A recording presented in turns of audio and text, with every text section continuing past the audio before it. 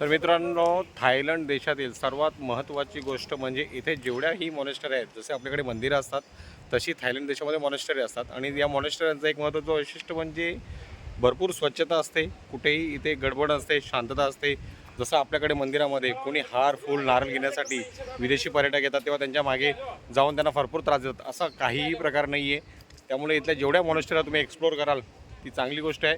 आणि अशाच प्रकारे भारतात सुद्धा घडला पाहिजे, जेणेकरून जे बाहेरचे फॉरेनर वगैरे येतात त्यांना कुठल्याही प्रकारचा त्रास होऊ नये आणि ते कंट्री आपली चांगली प्रकारे एक्सप्लोअर करतात. तर मित्रांनो, आता आम्ही फुकेटमध्ये आणि फुकेटमधील आजच्या दिवसाचा आमचा हा तिसरा पॉईंट, ज्याचं नाव आहे टायगर पार्क. टायगर पार्क नाव द्यायला कारण असं की इथे भरपूर प्रकारचे टायगर आहेत. त्याच्यामध्ये काही टॉयसुद्धा आहेत आणि काही ओरिजिनलसुद्धा टायगर आहेत. तर चला पाहूया ओरिजिनल टायगर पाहायला.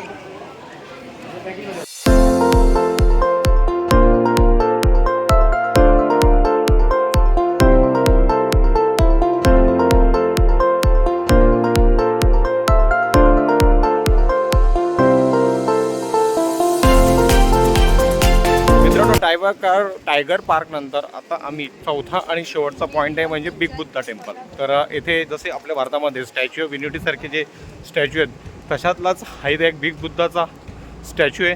तर पाहूया त्याची किती उंची आहे आणि जमिनीपासून तो किती उंचावर आहे, लवकरच कळेल.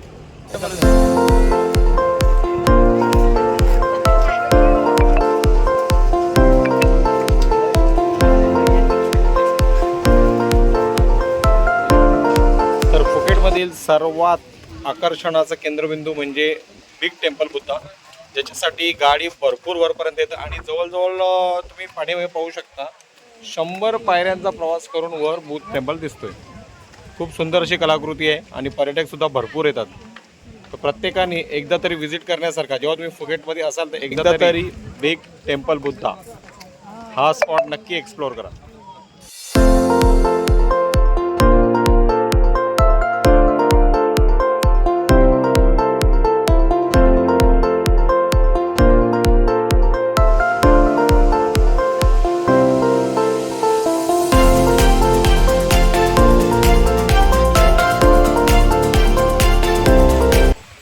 बिग बुद्धा टेम्पल येथे सुंदर अशा मूर्त्या ठेवल्या गेलेल्या आहेत आणि सर्वात महत्त्वाची गोष्ट म्हणजे तुम्ही इथली स्वच्छता बघा.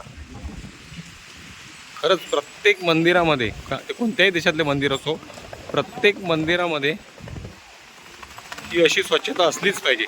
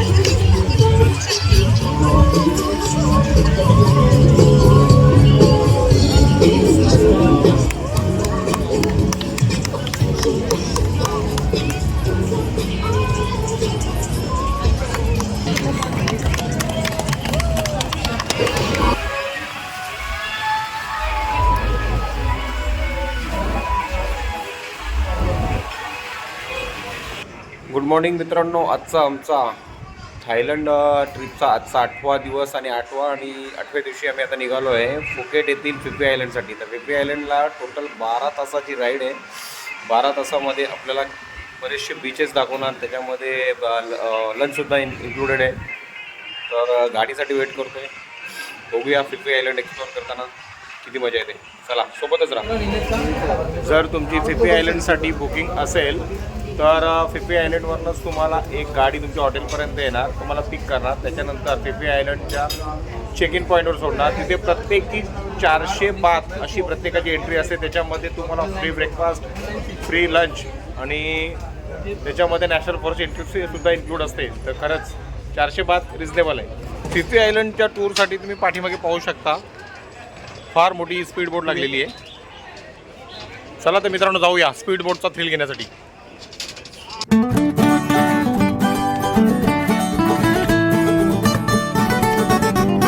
मित्रांनो 400 बात जमा करून आम्ही पूर्ण 8 जण स्पीड बोटमध्ये बसलेलो आहे. स्पीड बोट यापूर्वी आम्ही जवळजवळ व्हिडिओमध्येच बघितली होती. तर आज त्यांचा थ्रिल अनुभवायची वेळ आलेली आहे. तर पाहूया स्पीड बोटचा थ्रिल, त्याचा स्पीड.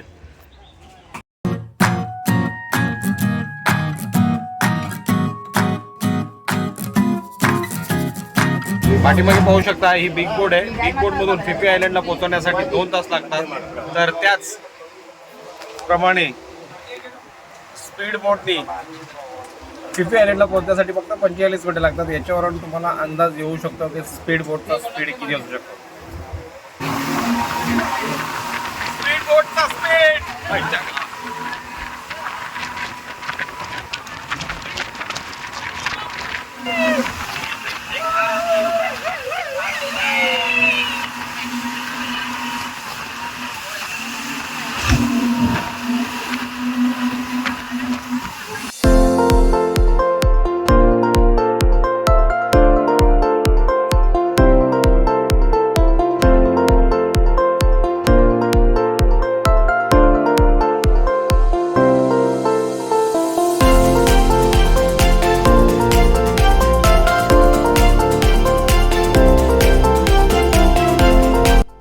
तर मित्रांनो आता आम्ही पोहोचलो आहे फिफी आयलंड येथे. आणि फिफी आयलंड येथे महत्त्वाची गोष्ट म्हणजे भरपूर पर्यटक असतात आणि